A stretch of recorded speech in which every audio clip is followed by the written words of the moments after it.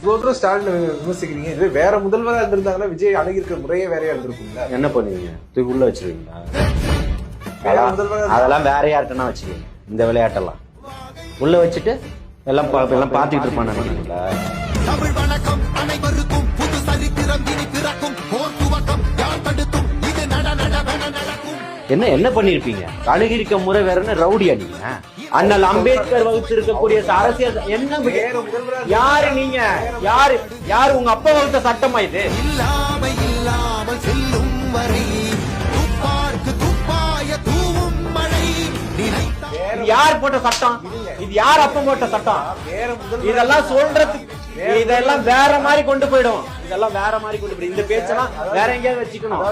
சொல்ற விமர்சகர்கள் சொல்றாங்க வேற முதல்வர். சொல்றவங்களுக்கு தான் இந்த பதில் சொல்றேன். ஸ்டாலின் வந்து வானத்துல இருந்து குதிச்சிடல.